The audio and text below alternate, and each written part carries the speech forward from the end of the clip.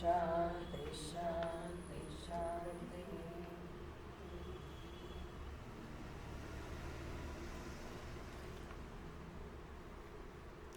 ઓમ નમો ભગવતે વૈવસ્વતાય મૃત્યવે બ્રહ્મ વિદ્યાચાર્યાય નચિકેતસે ચ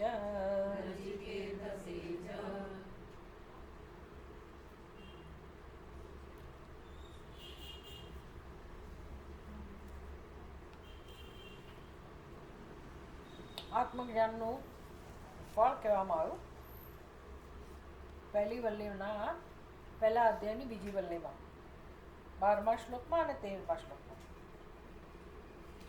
તમ દુર્દર્શમ ગૂઢમ અનુપ્રવિષ્ટમ ગુહાહિતમ ગહ્વરેષ્ઠમ પુરાણમ દેવમ મત્વા ધીરઃ હર્ષશોકૌ જહાતિ.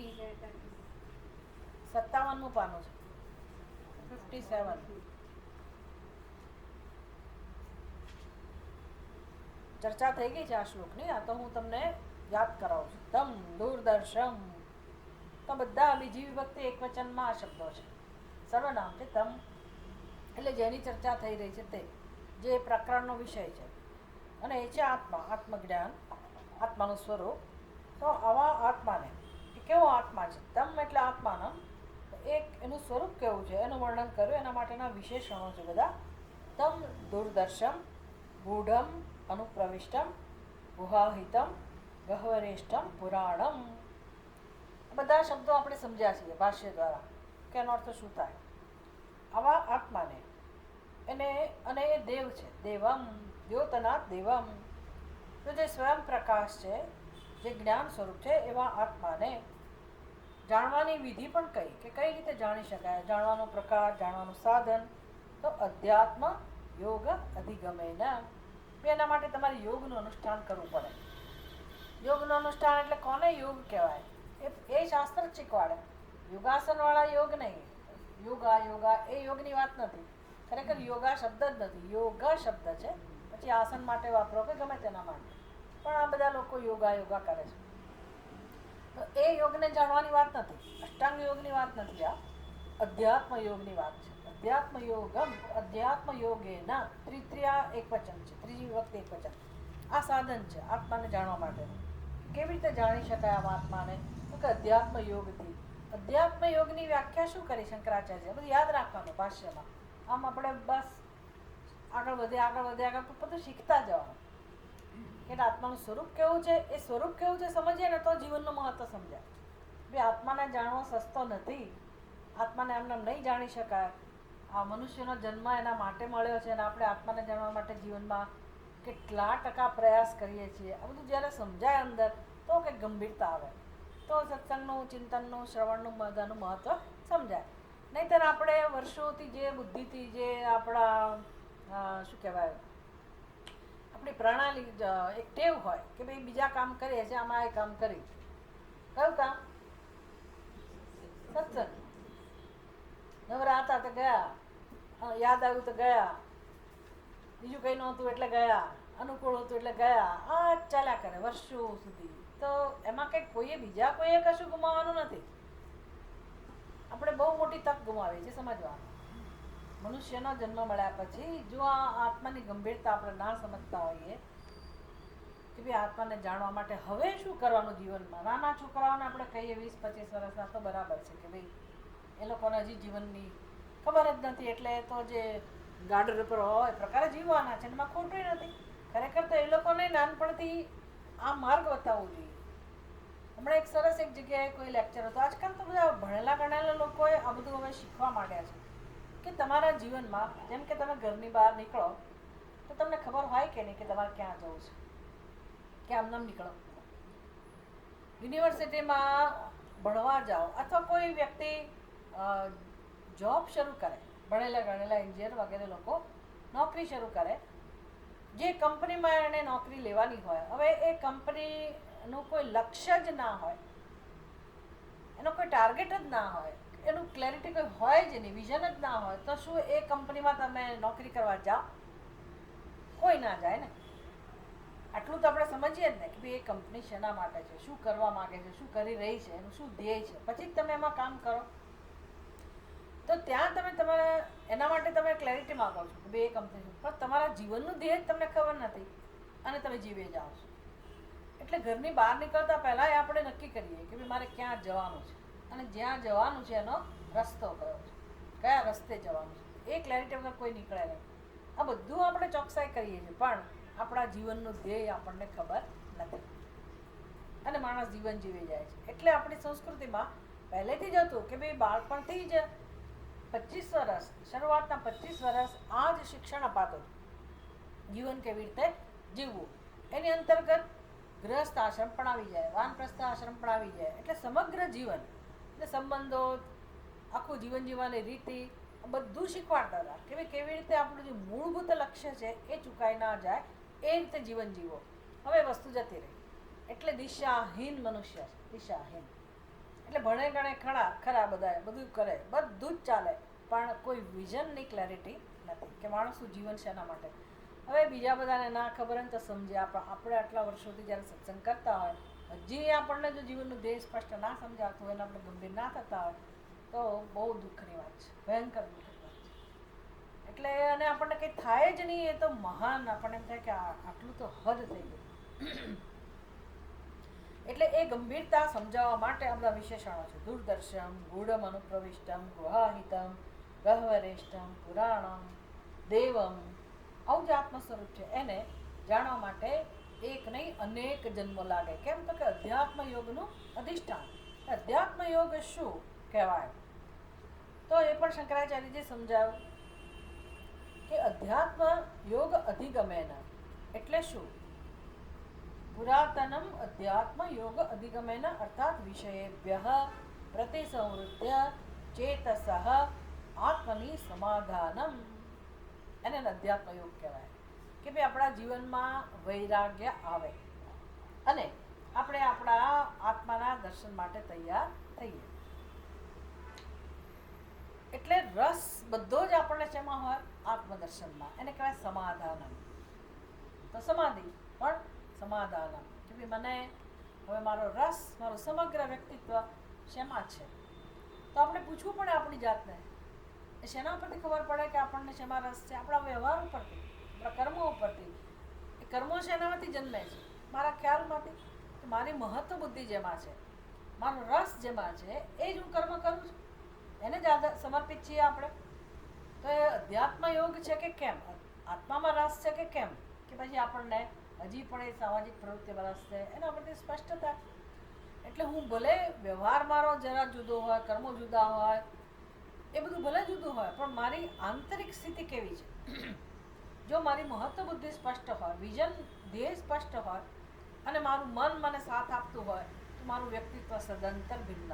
એને કોઈ દિવસ કહેવું જ ના પડે એ વ્યક્તિ આના માટેનું જ જીવન, એટલે કે સંન્યાસી જેવું જ એનું જીવન હોય. ભલે ગૃહસ્થ તરીકે રહેતી હોય પણ એનું જીવન સંન્યાસી જેવું જ હોય. અને સૌથી મહત્વનું જીવનમાં કર્મ એક જ હોય અને એ છે આત્માનું ચિંતન. આટલી અઘરી ડિમાન્ડ છે આના માટે, એટલી મોટી અપેક્ષા છે આત્મદર્શન માટે, મોક્ષ માટે. એટલે તમે એમ ના માની લેતા કે થોડો ઘણો સત્સંગ કરવાથી આપણને મોક્ષ મળી જાય. મોક્ષ ના મળે. મેં કહ્યું ને, તમને સંતોષ મળે કે બીજા કામ કરીએ છીએ એમ હવે અમે સત્સંગે કરીએ છીએ, આટલા વર્ષોથી કરીએ છીએ, પણ આ કરવાની વસ્તુ નથી. કરવાનું સત્સંગમાં કરવાનું શું? તમારે શું કરવાનું? શું કરવાનું? એ કરવામાં સત્સંગ માટે જે શ્રવણ કરવાનું છે ને, એ શ્રવણ કોને કહેવાય એ ખબર નથી. કે શ્રવણ કરવા માટે કેવા પ્રકારની આપણી માનસિક સ્થિતિ હોય, કેવા પ્રકારનું વાતાવરણ જોઈએ, આપણી પોતાની શું જવાબદારી, એવી ગંભીરતા પણ નથી આપણને ખરેખર જોવા જાવ. એટલું નીચલું સ્તર છે આપણું કે જો આપણે વધારે ચર્ચા કરીએ ને તો કોઈ સત્સંગમાં આવે જ નહીં. કેમ તો કે ભાઈ આવું સાંભળીને શું જવાનું સત્સંગમાં, આપણે આમે નકામા છીએ, એવું જ આપણને થઈ જાય. પણ શું કરીએ? શું કરીએ? જે છે તો કહેવું તો પડે જ ને. તો ક્યારે ગંભીર બનશે એવું થઈ જાય કે ભાઈ આ શ્રવણ માટે કેવા પ્રકારની જિજ્ઞાસા, કેવા પ્રકારની એકાગ્રતા જોઈએ, કેવા પ્રકારની મનની સ્થિતિ જોઈએ, એ ક્યારે આવે? વૈરાગ્ય હોય ત્યારે. એટલે વોટ ઇઝ ડિસિપ્લિન? એ તમે જાઓ, આને કટ્ટી જાઓ, ઋષિકેશના એવા કોર્સમાં જાઓ અને ક્લાસમાં કોઈક વાર બેસો તો ખબર પડે કે ડિસિપ્લિન કોને કહેવાય, શ્રવણ કોને કહેવાય. એ તો આપણે કંઈ વાતાવરણ મળ્યું નથી કોઈ દિવસ, એટલે હોતી એ ચલતી હોય. પણ ભલે જે છે તે છે, પણ આપણને ખબર હોવી જોઈએ કે આપણે ક્યાં છીએ અને આપણી પાસેથી શાસ્ત્ર શું અપેક્ષા રાખે છે. એ તો સમજવું જ પડશે. બાકી કોઈ કડવું કહેવા આવવાનું નથી. બાકી બધા મીઠું મીઠું કહે ને હસાવે ને તમને પંપાળે, એ ટોળે ટોળા જવાના જ છે ને જાય છે અને ચાલે છે. એટલે બધા એમાં બહુ મજા આવે આપણને, કારણ કે એમાં આપણે કંઈ કરવાનું ના હોય. તાળીઓ પાડવાની હોય, જોવાનું હોય, આનંદ લેવાનો હોય, ખાણીપીણી હોય. તો એ કંઈ અધ્યાત્મ યોગ નથી. અધ્યાત્મ યોગ નથી. અધ્યાત્મ યોગ એટલે આપણી અંદર આમૂલ પરિવર્તન આવે આપણા વ્યક્તિત્વ. આપણે શું કરીએ છીએ મહત્વનું નથી, પછી કરવાનું તો એક જ હોય, શ્રવણ મનન અને નિધિધ્યાસન. એના માટેનું જ જીવન હોય. એ સિવાય જીવનમાં બીજી કોઈ અપેક્ષા ના હોય વ્યક્તિ પાસેથી. પણ ચલો, વ્યક્તિત્વ તો તૈયાર થવું જોઈએ ને. ક્યારેક તો ફેર પડવો જોઈએ. નવા નવા હોય તો બરાબર છે. કેટલા વર્ષ થયા, આપણે ક્યાં છીએ, જીવનમાં કેટલો સમય બાકી છે, આ બધું વિચારીને માણસ ગંભીર બને. પણ સાધન તો આ જ છે, યાદ રાખવાનું. અધ્યાત્મ યોગ અધિગમેન તેન મત્વા, તો પછી આત્મજ્ઞાન થાય. દેવમ આત્માનમ મત્વા, તો આત્માનું દર્શન કરીને હર્ષ શોકૌ જહાતી. હર્ષ શોકૌ જહાતી એટલે હંમેશ માટે જન્મ મૃત્યુ. હર્ષ શોક તો ઉપલક્ષણ છે, બધું સમજી લેવાનું. હર્ષ શોક એટલે ભૂખ તરસ, શરીરના સ્તરનો ધર્મ. હર્ષ શોક એટલે મનના સ્તરનો જન્મ. અને બાકી જન્મ ને મૃત્યુ, આ બધામાંથી એ માણસ મુક્ત થાય છે. 13મા શ્લોકમાં યમરાજાએ ઉપસંહાર કર્યો. સમોદતે મોદિનિયમ હિ લબ્ધ્વા. બે આનંદ સ્વરૂપ આત્મા હર્ષશોકમાંથી તો મુક્ત થયા, દુઃખમાંથી મુક્ત થયા, પણ તમને મળે છે શું વસ્તુ? તો કે જે આનંદથી ભરપૂર, આનંદ જ જેનો સ્વભાવ છે, આનંદ જ જેનું સ્વરૂપ છે, એવા આત્માને એ લોકો માણે છે. મોદિનિયમ હિ લબ્ધ્વા સમોદતે. તો હે નચિકેતા, એતત શ્રુત્વા સંપરિગૃહ્ય મર્ત્ય. મર્ત્ય એટલે કે જીવાત્મા આ બધું શ્રવણ કરતા કરતા, સમજીને, સાંભળીને આત્માનું દર્શન, જે અત્યંત સૂક્ષ્મ છે, અત્યંત ગંભીર છે, મુશ્કેલ છે, ગૂઢ છે, એવા જ્ઞાનને પ્રાપ્ત કરીને પરમ આનંદની અવાપ્તિ કરે છે. તો આવું જ મોક્ષનું સ્વરૂપ છે નચિકેતા. એ મોક્ષના દ્વાર તારા માટે ખુલી ગયા છે. એટલે આપણે નચિકેતા બનવું પડે મોક્ષ માટે. સમજ પડ્યા? નચિકેતા બન્યા વગર મોક્ષ મળવાની સંભાવના નથી. હવે નચિકેતાનો જે પ્રશ્ન છે, 14મો શ્લોક, કેવો પ્રશ્ન છે? એ પ્રશ્ન જ્યારે આપણો પ્રશ્ન બને તો સમજવાનું કે આપણને આત્મજ્ઞાનમાં રસ છે. એટલે નચિકેતાએ કેટલું બધું ચિંતન કરેલું છે. સૂક્ષ્મથી અતિ સૂક્ષ્મ ચિંતન કરીને નચિકેતા આ પ્રશ્ન સુધી પહોંચેલો છે. સર્વાતીત વસ્તુ વિષયક પ્રશ્ન પર ટાઇટલ લખ્યું છે ને શ્લોકની ઉપર.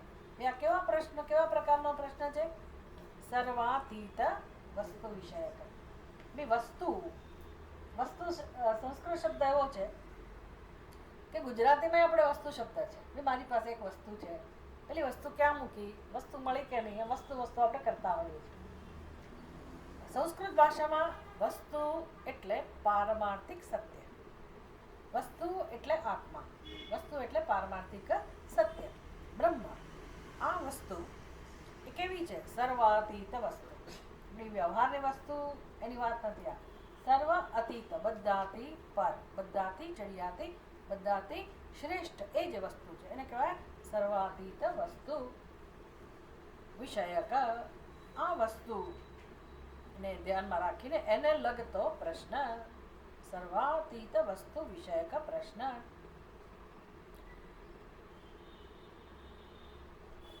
એટલે આત્માને લગતો પ્રશ્ન છે. પણ આત્માનો પ્રશ્ન એટલે કહ આત્મા, એવો સીધો પ્રશ્ન હોઈ શકે? ભાઈ આત્મા શું છે, બ્રહ્મ શું છે, આપણે પૂછી શકીએ. તો એવી રીતે નચિકેતા નથી પૂછતો.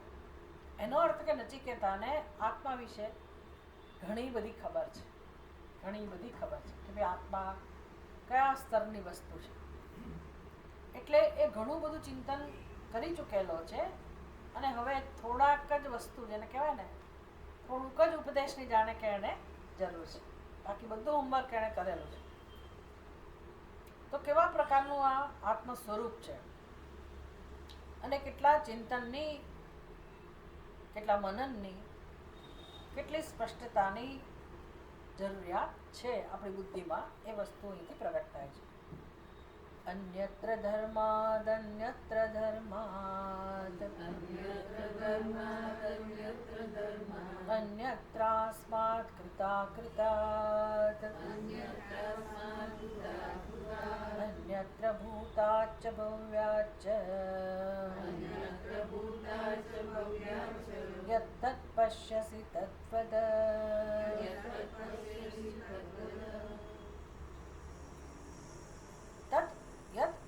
પશ્યસી તદ્વદ. નચિકેતા કહે છે કે હે યમરાજા, તદ્વદ, તમે મને આના વિષયમાં કહો. તદ્વદ, આ કહો. ભાઈ શું કહો? નચિકેતાને ખબર છે યદ, જે આવું છે તે તમે કહો. તદ્વદ, તે મને કહો. કઈ વસ્તુ? યત, યત એટલે કે જે એટલે કઈ વસ્તુ?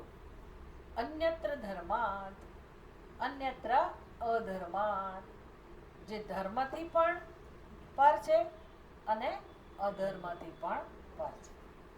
આખું જગત, સમસ્ત મનુષ્ય જાતિ કાં તો ધર્મનું અનુષ્ઠાન કરતી હોય કાં તો અધર્મનું.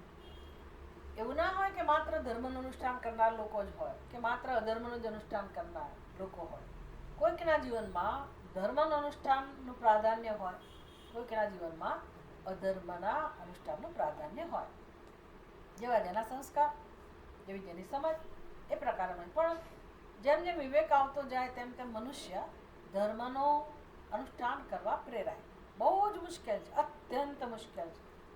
એટલે આપણે ત્યાં મહાભારત, રામાયણ, ભાગવત, આ બધા જ ગ્રંથોની અંદર જે ઉપદેશ છે કથાઓ દ્વારા, આ બધો ઉપદેશ માણસને ધીરે ધીરે ધીરે ઉપર લાવવા માટે છે કે ધર્મની શરૂઆત જીવનમાં ક્યાંથી થાય.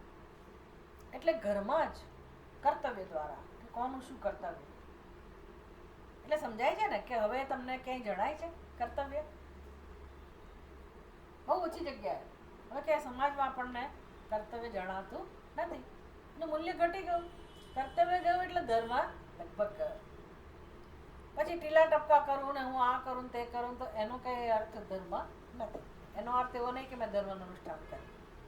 એટલે ધર્મ પોતે જ એટલી સૂક્ષ્મ સ્તરની વસ્તુ છે કે વાત ના પૂછો. અને એમાં કેટલો બધો ત્યાગ કરવો પડે, કેટલું બધું તમારે જતું કરવું પડે, સહન કરવું પડે. એટલે ધર્મનું પાલન જે વ્યક્તિ કરવા ઈચ્છે એણે ઘણો બધો સંઘર્ષ કરવો પડે, ત્યારે એનો ઉદ્ધાર શરૂ થાય છે.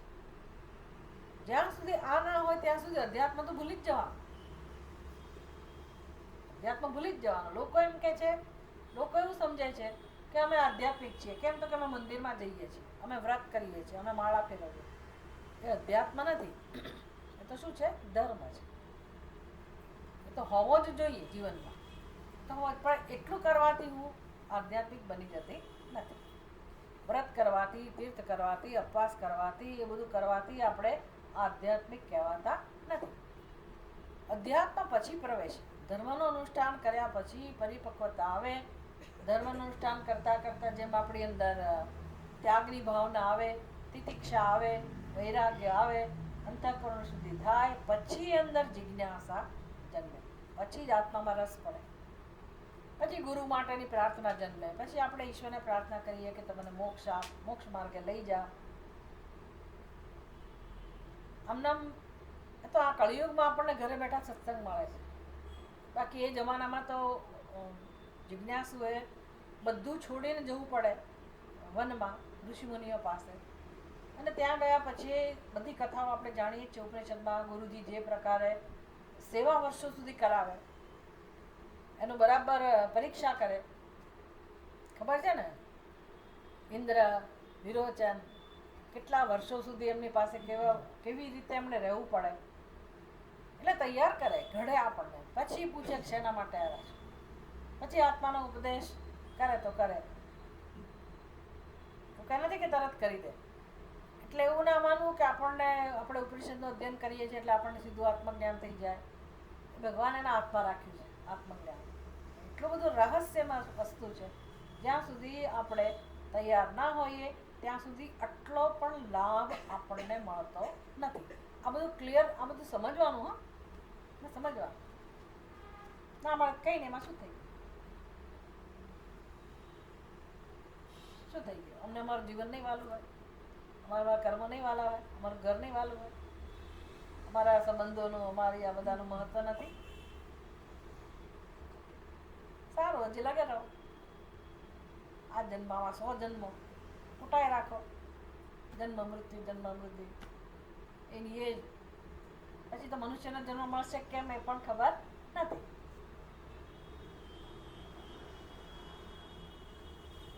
એટલે અન્યતર ધર્માત એટલે શું? તો કે અધર્મમાં માણસ ડૂબેલો છે, એનું તો પૂછવું જ શું.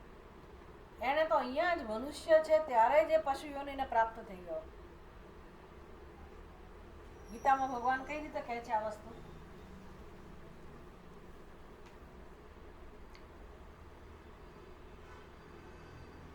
પતન ની વ્યાખ્યા કરે છે ને ભગવાન. પતન કોને કહેવાય?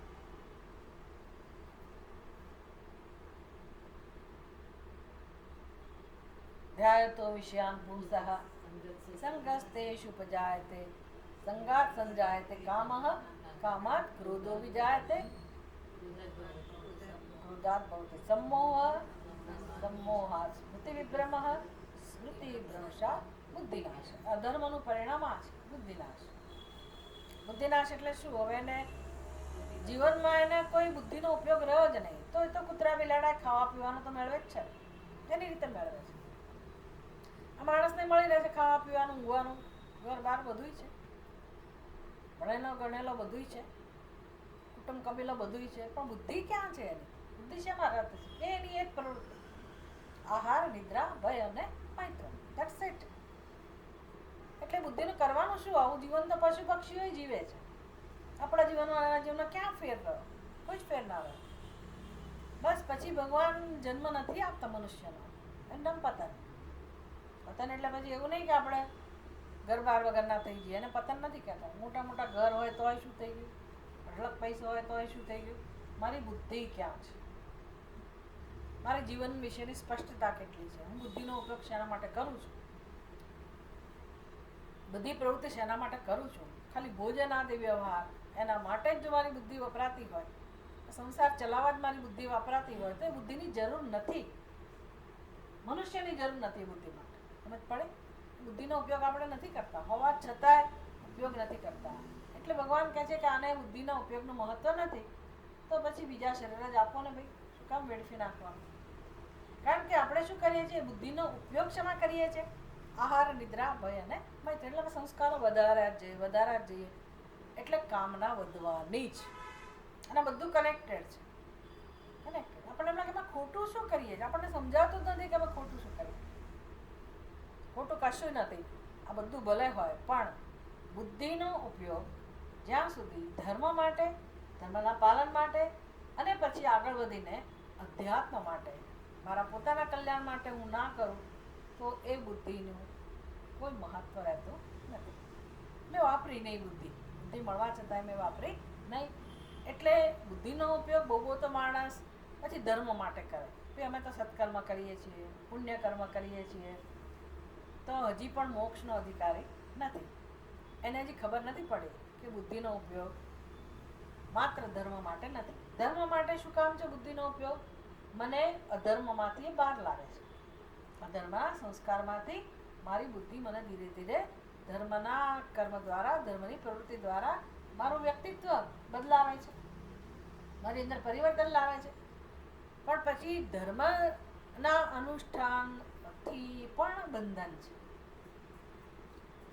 એ જ પણ સમજવું પડશે. કારણ કે અધર્મથી પાપ મળે છે, ધર્મથી પુણ્ય મળે. તો શું જોઈએ છે? પાપ જોઈએ છે કે પુણ્ય જોઈએ? શું જોઈએ? તો કશું નથી જોયું તો તમારે કંઈક તો કરવું પડશે ને. શું કરવું પડશે? શું કરવું પડશે? ધર્મ અધર્મથી પર છે, એમાં રસ લેવો પડશે. તો એ તો લેવો નથી, એ તો લેવો નથી. અને સંસાર છોડવો નથી. આના માટે તો જીવનમાં સમય આપવો નથી. એટલે ધર્માદ અન્યત્ર અને અન્યત્ર અધર્માદ. ધર્મ અને અધર્મથી જે પર છે એક વસ્તુ, આ વિશેષણ પર, જે તત્વ ધર્મથી પણ પર છે, અધર્મથી પણ પર છે. એટલે આખું કર્મકાંડ નચિકેતા કહે છે કે એ મને ખબર છે. હવે કયો ભાગ રહ્યો વેદનો? કર્મ ઉપાસના બધું આવી ગયું. ઉપાસના પણ ધર્મની અંદર આવી ગઈ.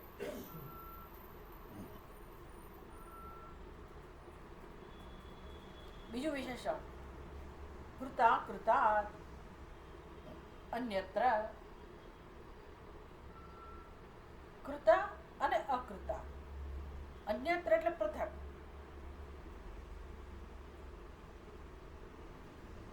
ભિન્ન. અન્યત્ર એનાથી ભિન્ન. શેનાથી ભિન્ન? કૃતાત અને અકૃતાત. કૃત કૃત એટલે કરેલું.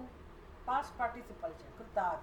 પાંચ વિભક્તિ એક વચન. કૃતાત જે કંઈ થઈ રહ્યું છે એનાથી, એટલે કે જે કંઈ સર્જાયેલું છે, જે કંઈ કાર્ય છે. પછી કાર્ય હંમેશા શેની સાથે જોડાયેલું હોય? કારણ સાથે. કોઈ કાર્ય પોતાના કારણ વગર હોઈ શકે નહીં. ધારો કે કાર્ય ના હોય, એટલું કારણ હોય તો પણ ત્યાં આગળ સૂક્ષ્મ રૂપે, અવ્યક્ત રૂપે કાર્ય રહેલું છે કે નથી રહેલું? આજે નહીં તો કાલે એમાંથી જન્મવાનું. એટલે સમસ્ત જગત કાર્ય કારણ રૂપ છે. સવાર પડી, આપણે જાગ્યા, એને કહેવાય કાર્ય. સૂઈ ગયા સુષુપ્તિમાં, તો કારણમાં વિલીન થઈ ગયા. કશું નહોતું કરતા. ધર્મય નહોતો ને અધર્મય નહોતો, કશું નહોતું. આખું જગતે નહોતું, આપણે નહોતા. પણ ત્યાં શું હતું? કારણ. કેવું કારણ? જેમાંથી ફરી જાગવાનું હતું. મરી ગયા કે નથી મરવાના? ના ના, અમને તો હજી વાર છે.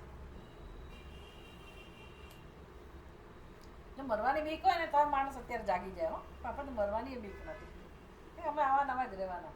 અંદર જાણે એવું છે કે અમને કંઈ થવાનું નથી. શું કે અડોશ પડોશમાં આજુબાજુ ક્યાંય પણ આપણે મૃત્યુના સમાચાર સાંભળીએ ને તો હા જતા રહે. એટલું થાય, એનાથી વધારે કશું નથી. પણ વી આર ઓલ્સો ઇન એ ક્યુ. એવો કોઈ નિયમ નથી કે અહીંયાથી આજે 80 વર્ષનો કોઈ એક્સપાયર થઈ ગયો એટલે એની બાજુના જ બંગલામાં પછી વારો આવે કે એની પછીના, એવો કોઈ નિયમ નથી. 80 વર્ષ પછી 81 કે 79 79 વર્ષનાનો જ વારો આવે એવો નિયમ છે? આજે અહીંથી કોઈકને યમરાજા ઉપાડી લેવા 50 વર્ષના ને, કોઈ જગ્યાએથી 5 વર્ષના ને, ગમે ત્યારે ગમે તેને લઈ આવે છે. તો આપણને ઝપટમાં લે કે ના લે? મેં કેટલી વાર મરી ગયા અને કેટલી વાર જન્મ્યા. એ કામ ચાલે જ કરે. તેમાં શું થઈ ગયું? મરી ગયા. પછી જન્મવાના તો છીએ જ ને. એટલે આ જન્મમાં ના કર્યું તો કઈ વાંધો નહીં. આવતા જન્મમાં કરીશું. માણસ થયા તો સમજી લેવાનું. માણસ થયા તો. એટલે મૃત્યુથી ડરાવવાની વાત નથી. આ જાગવાની વાત છે. અંદરથી જાગવાની વાત છે કે ભગવાને મને જેટલું જીવન આપ્યું છે એ જીવનનો હું સારામાં સારો ઉપયોગ કરું. આપણે છે ને ઊંઘમાં જીવીએ છીએ, નિદ્રામાં જીવીએ છીએ, અને ક્યાં પ્રમાદ. એટલે બધું મિકેનિકલ છે. સવાર પડી એટલે આ કામ ફિક્સ હોય એ કરી નાખ્યા, બપોર પડી એટલે આ કામ કરી નાખ્યા, આજે અહીંયા સગાઈ છે કાલે ત્યાં લગ્ન છે અને ફલાણાનું એમ કે આખી જિંદગી એક સરખું આપણું ચાલ્યા જ કરે છે. શોપિંગમાં જવું, અહીંયા જવું, આજે આમ કરી આવ્યા, તેમ કરી આવ્યા, અને એક પછી એક દિવસો વીતે છે. અને કે ઊંઘમાં જીવવું, તમે નવું કશું કરતા નથી. ભલે તમે ગમે તેટલું જીવો તો શું કર્યું શું, લાંબુ જીવ્યા પણ કરીશું. આશીર્વાદ તો બધા આપે આપણને, શતમ જીવા શરદ જીવા. બીક લાગે આપણને કે આ 100 વર્ષનો આશીર્વાદ આપે આપણને. ક્યારે ગમે? જ્યારે આપણે જીવનમાં જાગીને કશું કરતા હોઈએ, સાવધાનીપૂર્વક જીવન જીવતા હોઈએ. પેલું તો મને ધક્કો મારે છે મારા સંસ્કારો અને કામ થાય છે. એટલે આ બધી સમજ હોય કે ભાઈ જીવન જીવવાની રીત આ છે, બરાબર છે, પણ મારે કરવાનું છે શું? મારા અજ્ઞાનને દૂર કરવાનું છે. અજ્ઞાનને દૂર કરવાનું છે. અજ્ઞાનને દૂર કરવા માટેનું જીવન જ ખરેખર જીવન છે. એના માટે જ્યારે રસ પડે, એના માટે આપણે તત્પર થઈએ, તો પછી એ જીવનમાં મજા છે. બાકી હવે તમે આટલું બધું કહો છો એટલે આવીએ છીએ સત્સંગમાં. બાકી શું, હવે તો છીએ ને ગમે તેમ કરી. એવું નહીં, હું મારું અજ્ઞાન દૂર કરવા જીવન જીવું. રસ હોય, ખુમારી હોય, તત્પરતા હોય.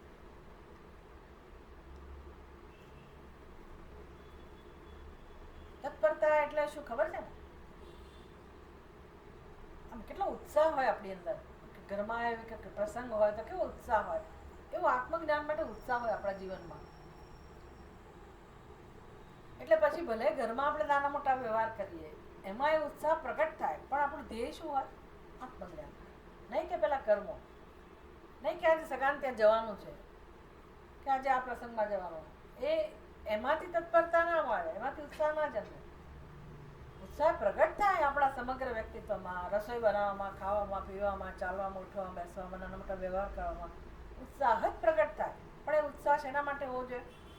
આત્મજ્ઞાન માટેનો. એ વ્યક્તિ જાગેલી છે. બાકી તો હવે પહેલા હું બધું મારું કરી આવું, પછી આ બેઠા, તમને સારું લાગે કે અમે સત્સંગમાં બેઠા, એને ઉત્સાહ કહેવાય નહીં, એને તત્પરતા કહેવાય નહીં. પહેલે જવું પડે તો ગયા, લગ્નમાં ગયા, નહીં આવ્યા ત્યાં, પણ પહેલું કામ આપણું કયું હોય, પહેલો રસ કયો હોય? આ જ હોય. એના માટે હું તૈયાર થઈને આવું, થોડું વાંચીને આવું, કંઈક પ્રશ્નો પૂછું. તો કોઈ દાડો કોઈ પ્રશ્ન પૂછતો નથી, કશું નહીં. એને બધી ખબર જ હોય, બધી ખબર જ છે. એટલે બી કોઈ ગંભીરતા ના હોય, એનો અર્થ કઈ તત્પરતા પણ નથી. પણ આ બધું શીખવાડે છે ઉપનિષદ આપણને, કે જેને આ કાર્યકારણની ખબર પડી ગઈ. એટલે આપણે કારણ તત્વ સમજતા હતા. ભાઈ કાર્ય એટલે શું? તો કે અત્યારનો મારો વ્યવહાર, મારું જીવન. પણ પછી કારણ એટલે ઊંઘી જવું એ પણ કારણ કહેવાય, મરી જવું એ પણ કારણ કહેવાય. કારણ કે આપણે એ જ અવ્યક્તમાં જઈએ છીએ, નથી. એટલે તક જતી રહી. હા, મરી ગયા એટલે બહુ મોટી વસ્તુ છે. અત્યારે જે મને તક મળે છે એનો લાભ હું નથી લેતી, હું ગુમાવું છું. મરી ગયા પછી ખબર નથી, જ્યાં જઈએ ત્યાં જે હોય તે આપણને જાણતા નથી. પણ જન્મવાના છીએ એટલે ખબર છે. સારું, મનુષ્ય તરીકે જન્મ્યા તો પણ આ સત્સંગ માટે આપણે ક્યારે તૈયાર થઈશું? સત્સંગ માટે ક્યારે તૈયાર થઈશું? હે, એવું નહીં. તમે આ જન્મમાં કેટલી ઉંમરમાં તમે સત્સંગ માટે તૈયાર થયા? બરાબર ને? દીકરા મોટા થઈ જાય પછી માણસને જરાક એવું લાગે કે સત્સંગમાં જઈએ, ત્યાં સુધી તો બધું એનું એ જ ચાલે. એટલે વળી પાછા એ ઘણા ગાંઠા વર્ષો સત્સંગ કરીએ, પાછા આવતા રહ્યા. તો તમને લાગે છે કે આપણું કંઈ કલ્યાણ થાય? એટલે ભલે મનુષ્યનો જન્મ મળે, 50 વર્ષ તો સમજી જ લેવાના કે એમાં જ જવાના. એ પાછા જેવા અત્યારના કર્મો હશે એના પર આધાર છે, અથવા તો સંચિત કર્મોમાં શું લઈને આવીશું અને કોણ ભટકાશે, કયા માતા પિતાને, કયા ભાઈ બહેનને, કયા પતિ પત્નીને, કયા બાળકો, એ પાછો સંસાર જે ચાલશે તે. અને અત્યારનો યુગ જોઈ લેજો, આ જ યુગમાં આવવાનું છે, આ જ સમાજમાં આવવાનું છે. એનો જ કકળાટ વધ્યો હશે, ઘટ્યો નહીં હોય. એટલે દુઃખ સહન કરવાનું તો નક્કી જ છે. એટલે આત્મજ્ઞાન માટે પ્રેમ જન્મવાની સંભાવના લગભગ ઓછી છે, લગભગ ઓછી છે. બધું ચિંતન કરવાની જરૂર છે. એ ખાલી કથા નથી કે રામજીની કથા સાંભળીને આવી ગયા સંતોષ લીધો, અમે જઈએ આવા કથામાં, એ કથા છે. આ ખરેખર જીવનને જોવાની એક રીત છે ને, સમજવાનો સમય છે. આ વાસ્તવિકતા છે કે ભાઈ હા આવું જ થઈ રહ્યું છે. અત્યારે આપણને ધર્મનું પાલન કરવામાં ઘરમાં કેટલો કેટલો કેટલો કષ્ટ છે. જે ધર્મપ્રિય લોકો છે એને પૂછો કેટલું કષ્ટ છે ઘરમાં જ ધર્મનું પાલન કરવામાં. કારણ કે આપણે એકલા ધર્મનું પાલન કરીએ જરૂર નથી, આપણા ઘર આપણી સાથે રહેનારા લોકો પણ એટલું કરે જરૂરી છે કે નહીં? એવું વાતાવરણ મુશ્કેલ છે. ધર્મના પાલન માટે જ્યારે વાતાવરણ નથી તો આત્મજ્ઞાન માટે તો વાતાવરણ બહુ જ મુશ્કેલ છે, બહુ જ મુશ્કેલ છે. તો અત્યારે આગળ પાછળનો વિચાર કરો, ભૂતકાળનો ભવિષ્યનો, તો અત્યારે વર્તમાનમાં ઘણી સારી વ્યવસ્થા છે. મારી બુદ્ધિ અત્યારે ઠેકાણે છે, મને સત્સંગ ઉપલબ્ધ છે, તો હું શું કરું? મારે શું કરવું જોઈએ? બરાબર લાભ લઈ લેવો જોઈએ પોતાના જીવનમાં. મુખ્ય કામ આ જ છે એ સમજીને એનો લાભ લેવો જોઈએ. એટલે નચિકેતા કહે છે કે આવું કાર્યકારણથી પણ જે પર છે તત્વ, એવું જે તત્વ છે અન્યત્ર ભૂતાચ ભવ્યાચ, અને જે ભૂતકાળ અને ભવિષ્યકાળથી પણ પર છે. કેટલી સૂક્ષ્મ વસ્તુ છે, વિચાર કરો. આવું કોઈ ચિંતન કરી શકે? નચિકેતા નાનકડો બાળક આ તત્વ વિશે આટલું સમજી શક્યો છે કે ભાઈ આત્મ તત્વ ને ભૂતકાળ ભવિષ્યકાળ વર્તમાનકાળ સાથે સંબંધ નથી. એટલે આપણે તો ભૂતકાળમાં મગ્ન છીએ, નિષ્ઠ છીએ. દુઃખ કેમ છે ચહેરા ઉપર? ચહેરા પર દુઃખ એટલા માટે છે કે અંદર બધું ભર્યું છે. અંદર કેમ ભર્યું છે? અંદર કેમ આપણી અંદર કેમ નિરાશા વ્યક્ત થાય છે? અંદર બધું ભર્યું છે દુઃખ. ક્યારનું દુઃખ છે? અત્યારનું. આપણે અત્યારે અહીંયા અડધા પોણા કલાકથી બેઠા હોય, અત્યારની કોઈ તકલીફ છે? લાઈટ નહોતી કદાચ, જરા તો એવી તકલીફ હોય એ કે આપણને સ્પર્શી નહીં. તો અંદર જે ભર્યું છે દુઃખ ક્યારનું છે?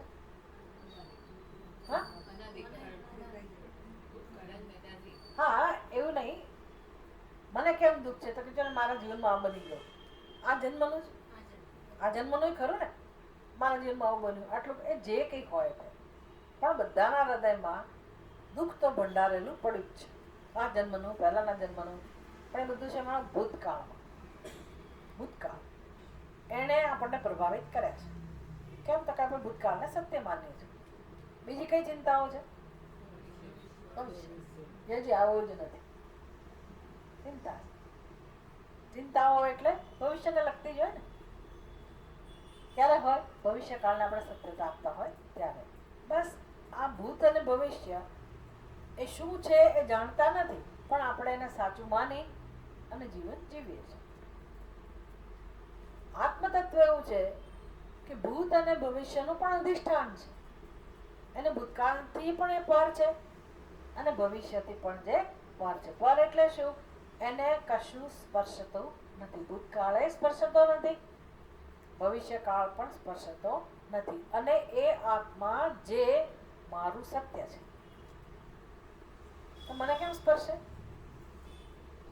પણ સ્પર્શે જ છે ને, આપણે એમાં જ મસ્ત છીએ ને. તો કોણ છોડાવશે? કોણ છોડાવશે? આત્માને હું નહીં જાણું ત્યાં સુધી મારો ઉદ્ધાર થવાનો નથી. આપણે પકડીને જ બેઠેલા છે ભૂત અને ભવિષ્ય. કેમ તો કે આત્માને જાણવો નથી. આત્માને જાણતા તો નથી, જાણવો નથી. અજ્ઞાન એટલે શું સમજાય છે? અહીંયા જ છે આત્મા, ભૂત ભવિષ્યથી પર, જે સચ્ચિદાનંદ સ્વરૂપ છે, આનંદ સ્વરૂપ છે, મારું જ સ્વરૂપ છે. કોઈ વચ્ચે આવરણ આવી શકે એમ નથી, પણ મને જ રસ નથી. એટલે અજ્ઞાનમાં ડૂબેલા રહેવું, કલ્પનામાં ડૂબેલા રહેવું, આમાં જ ડૂબેલા રહેવું. નચિકેતા કે આપણને આપણું ધ્યાન દોરે કે જો આત્માને ભૂત ભવિષ્ય સાથે સંબંધ નથી. જીવનમાં જે બન્યું હોય, પણ આત્માને કઈ એ વખતે સંબંધ નહોતો, અત્યારે નથી, ભવિષ્યમાં નથી. તો હું આત્માને તો જાણી લઉં, ભૂત ભવિષ્યને શું કામ મહત્વ આપું છું? મારી બુદ્ધિને હું કોણ શીખવાડે? કોઈક તો એવું હોવું જોઈએ ને. બધાને શેમાં મહત્વ છે? ભૂતકાળમાં મહત્વ છે. બધાની બુદ્ધિ શેમાં નિમગ્ન છે? ભવિષ્યકાળમાં, ચિંતાઓ. કેમ? તો કે બધા એને જ સત્યતા આપે છે, ભૂતકાળને, ભવિષ્યકાળને. વર્તમાન શું છે તો આપણે જાણતા જ નથી. ખરેખર વિચારો, તમે નક્કી કરીને કહો વર્તમાન એટલે શું? યુ ડોન્ટ નો વર્તમાન એટલે શું. વર્તમાન એટલે આજે, અત્યારે. પણ એટલે શું? અત્યારે કેટલા વાગ્યા છે? 12:10 હોય તો 11:15 એને શું કહીશું? 12:10 હોય, 12:09 હોય એને શું કહેશું? ભૂતકાળ કહીશું કે નહીં? 12 વાગે એટલે શું કહેશું?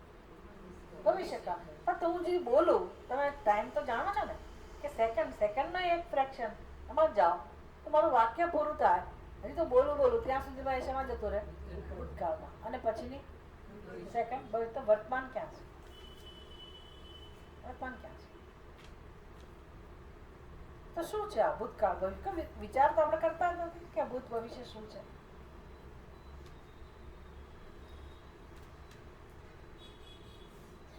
What is that? એના માટે સત્સંગ છે. આત્મા એકમાત્ર અધિષ્ઠાન છે જેના પર આ બધી કાળની કલ્પના રહેલી છે. કલ્પના સિવાય કશું નથી. તો ભૂત ભવિષ્ય કલ્પના હોય તો ભૂત ભવિષ્યમાં બનનારી ઘટનાઓ, બનેલી ઘટના, બનનારી ઘટના, એ બધું શું હોય? શું હોય? કાળ જ કલ્પના હોય તો કાળમાં બનનારી વસ્તુઓ શું હોય? પણ આ કેટલી સૂક્ષ્મ વસ્તુ છે. મારી બુદ્ધિ કઈ રીતે સમજ્યા? માનવામાં જ ના આવ્યા. કોઈ બુદ્ધિ તૈયાર ના થાય સમજવા માટે. પણ આ સ્વીકારવા માટે જેની બુદ્ધિ તૈયાર છે એ ખરેખર આત્મજ્ઞાનનો અધિકારી છે. આપણે આવી બુદ્ધિ બનાવવાની છે. ધીરે ધીરે ધીરે આ સમજવા સુધી, આ તત્વ ગ્રહણ કરવા માટે આપણી બુદ્ધિને આપણે તૈયાર કરવાની છે. એટલે આપણે તો કલ્પનામાં જ નિષ્ઠ છીએ. પડે ને, પણ થોડોક આપણને ક્લુ મળી જાય કે હા કંઈક છે ખરું ભાઈ. અહીંથી આપણને ઘણી બધી પ્રેરણા મળે કે વાત તો સાચી છે. કે જો આ જ કલ્પના હોય તો જીવનું બધું બનેલું શું હોય? ખાલી બનેલું હોય. એને આત્માને કોઈ સંબંધ નથી. અને હું પ્રેમ કોને કરું છું? બનેલી ઘટનાઓને, અથવા તો બની રહ્યું છે એને, કે બનવાનું હોય એને. મારું ધ્યાન ક્યાં છે? ધ્યાન છે ને આત્મામાં નથી. એટલે મારે કઈ કરવાનું નથી. મારી બુદ્ધિનું સામર્થ્ય વધારવાનું છે. આ બધું સત્ય જાણતા જાણતા જાણતા ધીરે ધીરે ધીરે આ બધામાંથી મારી મહત્વ બધી ઉપર ઉઠે તો વૈરાગ્ય જન્મે. અને તો પછી છેવટે આપણે અજ્ઞાનમાંથી મુક્ત થઈએ. બુદ્ધિનું સામર્થ્ય વધારવા માટે સત્સંગ છે. સત્સંગનો પ્રકાર હોય કે નહીં? સત્સંગ એટલે શું? તમને શું લાગે છે? ખાલી ભેગા થઈને આપણે ચર્ચા કરીએ એનું નામ સત્સંગ છે? સત્સંગમાં શું થાય છે? હવે ચર્ચા થાય તો મારી બુદ્ધિમાં કંઈક પ્રકાશ મળે કે નહીં? મને કંઈક અંદર વિચારવાની એક તક મળે છે કે નથી મળતી? એ મુખ્ય કામ છે ને. હવે જો તમે જ બીજી જગ્યાએ ખોવાયેલા હો સત્સંગમાં આવ્યા પછી પણ, તો આ કામ થાય? જો શાંતિથી, સમજદારીપૂર્વક, એકાગ્રતાથી આ બધી વસ્તુઓ ધ્યાનમાં લો તો જરૂર મારી બુદ્ધિમાં એક પ્રક્રિયા શરૂ થાય. આ સત્સંગ છે. આ સત્સંગ એ આ પ્રકારનો વેદાંતનો સત્સંગ, જ્યાં સીધું જ અજ્ઞાન ઉપર આક્રમણ થતું હોય. હવે મારો અહંભાવ ત્યાં જ હોય અને અહંકાર મને પ્રિય હોય, તમે એ બધી વસ્તુઓ કહો એટલે મને કેવી લાગે? કરવી ઝેર જેવી લાગે. એટલે હું કઈ બહુ મહત્વ ના આપું. મને જે ગમતું એ કર્યા કરું. આપણે આમ ખેંચી ખેંચીને લાવીએ આવે જ નહીં ને આપણા હાથમાં. પણ બહુ મજા આવે એવી વસ્તુ છે કે ખરેખર સત્સંગ એટલે શું પડે છે ને. સત્સંગ એટલે કઈ ભેગા થવું અને એક પછી એક બધા પુસ્તકોનું અધ્યયન કર્યા કરવું કે ભજન કરવા કે એ સત્સંગ નથી. સત્સંગમાં મુખ્ય કામ શું છે? આપણી બુદ્ધિમાં પરિવર્તન આવે, વિચારોમાં પરિવર્તન આવે. અને એ પરિવર્તન મારું કલ્યાણ કરનારું બને. પછી કોણ ગુરુ થયું? એ કોણ ગુરુ થયું? પછી એકવાર મારી બુદ્ધિમાં પરિવર્તન આવે પછી કોણ ગુરુ થયું? મારી બુદ્ધિ જ મારી ગુરુ થઈ કે નહીં? પડે છે ને? ખરો ગુરુ કોણ થયો? મારી જ બુદ્ધિ. મારી જ બુદ્ધિ મને દુઃખમાં મદદ કરે. મારી જે એક સરખી વિચારવાની પદ્ધતિ હોય એને કારણે દુઃખ જન્મતું હોય તો મારી બુદ્ધિમાં જે સામર્થ્ય જો આવ્યું હોય વિવેક દ્વારા, જો મેં પ્રયત્ન કર્યો તો એ જ બળ, એ જ સામર્થ્ય મને મદદ કરે. બીજો અહીંયા આપણી ભૂલ છે. વાત પતી ગઈ. મારી જ બુદ્ધિ જ્યારે મને મારું અજ્ઞાન દૂર કરે તો કોની તાકાત છે કે મને દુઃખ જન્મે?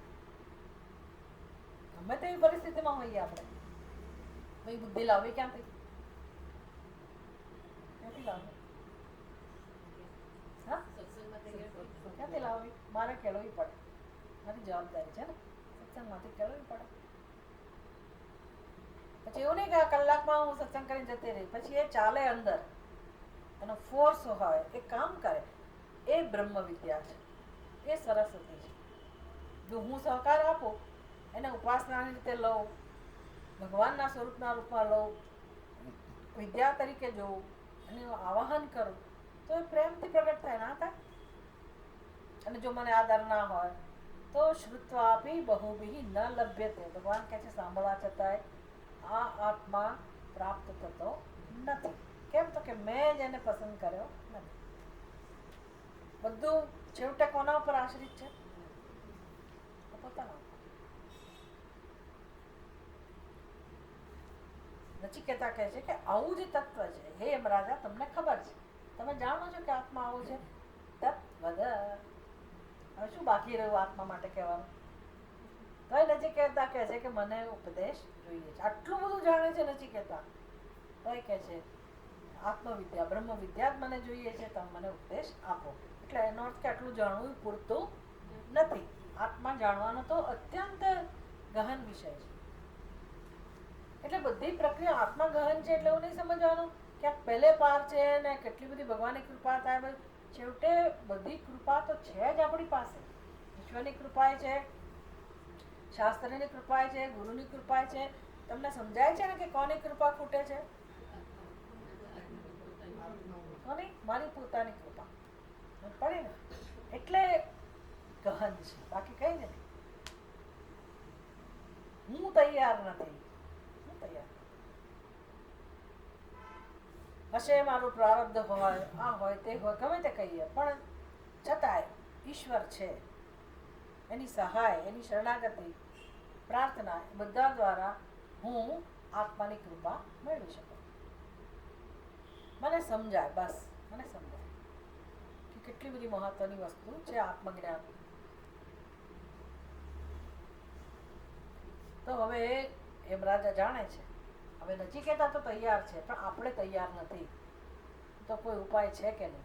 શું ઉપાય છે? હોવો તો જોઈએ છે. આત્માને જાણવા માટે બુદ્ધિને તૈયાર કરવાનો ઉપાય સમજાવો ને. આત્માને જાણવાનો ઉપાય નહીં, આત્મા તો છે જ, પણ છતાં આત્માને જાણવાનો ઉપાય ભલે કહો, પણ કોના દ્વારા જાણવાનો છે? કોણે જાણવાનો છે? મારે જ જાણવાનો, મારી બુદ્ધિ દ્વારા જ જાણવાનો. તો એવો કોઈ ઉપાય છે કે કેમ? એટલે કૃપા કરીને ગુરુજી યમરાજા હવે આપણને એક ઉપાય બતાવે છે કે બુદ્ધિને કેમ તૈયાર કરવી. ઇત્યેવમ પૃષ્ઠવતે મૃત્યુ ઉવાચ. પૃષ્ઠમ વસ્તુ વિશેષણાંતરમ ચ વિવક્ષન. પૃષ્ઠવતે, પૃષ્ઠવતે સંસ્કૃત ભાષા છે. પૃષ્ઠવતે પૃષ્ઠવાન. પૃષ્ઠવાન એટલે કોણે પ્રશ્ન પૂછ્યો?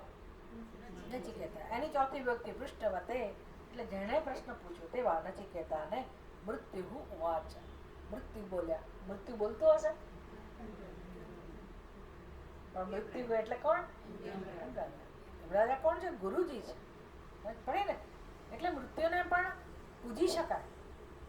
પડે ને મૃત્યુને પણ પૂજી શકાય, પૂજનીય છે, ભગવાનનું સ્વરૂપ છે, ગુરુજીનું સ્વરૂપ છે. તો આવા મૃત્યુ યમરાજા ઉવાચ એમણે કહ્યું. શેના વિશે કહ્યું? પૃષ્ઠમ વસ્તુ, જે પ્રશ્ન પૂછ્યો છો તે. હવે શું પ્રશ્ન પૂછ્યો? કમસે કમ આટલું તો યાદ રહ્યું કે નચિકેતાએ પૂછ્યું. કોને પૂછ્યું? યમરાજાને પૂછ્યું. હવે શું યાદ રાખવાનું છે? શું પૂછ્યું? શું પૂછ્યું? શું પૂછ્યું એટલે તમારી પાસેથી બધી અપેક્ષા હોય. ખાલી તમે એમ કહો આતો તો પૂછ્યું એવું નહીં. વસ્તુ, હા, કે ભાઈ કઈ વસ્તુ, કેવી વસ્તુ વિશે પૂછ્યું? ધર્મથી અને અધર્મથી પર, પછી કાર્ય કારણથી પર, ભૂત ભવિષ્યથી પર. આવું જે આત્મતત્વ છે એના વિષયમાં નચિકેતાએ પૂછ્યું. તો યમરાજા શું કરે છે? વિશેષણાંતરમ ચ વિવક્ષન. બે એના બીજા વિશેષણો આત્માને લગતા અને એનો ઉપાય, આ બધી વસ્તુઓને ધ્યાનમાં રાખીને અન્ય વિશેષણ, અન્ય વિશેષણાંતરમ, વિશેષણાંતરમ એટલે અન્ય વિશેષણ વાળી જે વસ્તુ, એટલે આત્માના બીજા પણ વિશેષણો છે, એને ધ્યાનમાં રાખીને યમરાજા હવે ઉપદેશ કરે છે. સર્વે વેદા યત પદમામનંતે તપાસી સર્વાણિ ચ યદ્વદન્તે યદિચ્છન્તો બ્રહ્મચર્યં ચરન્તિ તત્તે પદં સંગ્रहेण બ્રવીમિ ઓમિત્યેતત.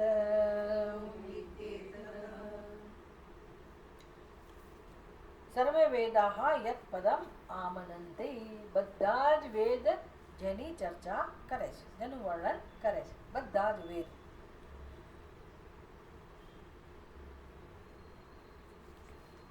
તપાંસી સર્વાણી, બધા જ તપ જેના વિશે વાત કરે છે, બધા તપની પાછળ જે પ્રયોજન છે તે, એટલે કે બધા તપ જેને પ્રાપ્ત કરવાનું સાધન છે. समस्त तपों को जिसकी प्राप्ति के साधक कहते हैं.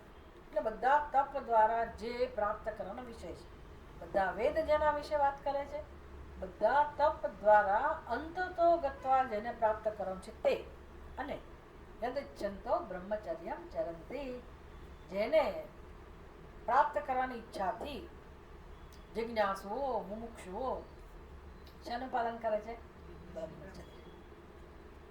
બ્રહ્મચર્યનું પાલન કરે છે. તત્તે પદમ, એ પદ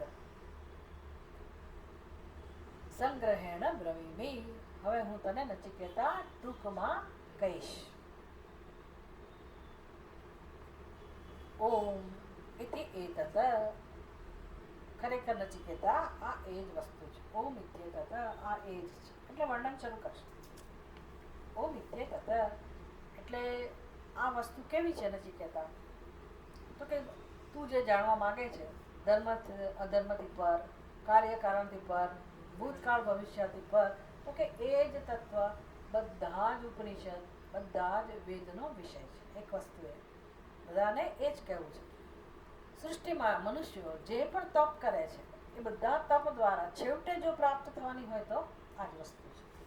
ભલે લોકોને ખબર નથી, પણ બધા તપનું ફળ છેવટે આ જ છે. ત્રીજું, જેની ઈચ્છાથી લોકો પરમ વૈરાગ્યનું અનુષ્ઠાન કરે છે, બ્રહ્મચર્યનું અનુષ્ઠાન કરે છે. એટલે કે આ આવું સ્વરૂપ છે. તું જે પૂછી રહ્યો છે એનું આ સ્વરૂપ છે. ઓમ ઇત્યેતત એ આવું છે. અને હજી એની આગળ વિસ્તાર કરશે, આવતા વખતે આપણે જોઈશું. ઓમ પૂર્ણમદ પૂર્ણમિદં પૂર્ણાત પૂર્ણમુદચ્યતે પૂર્ણસ્ય પૂર્ણમાદાય પૂર્ણમેવાવશિષ્યતે. ઓમ શાંતિ શાંતિ શાંતિ. હરિ ઓમ શ્રી ગુરુભ્યો નમઃ. હરિ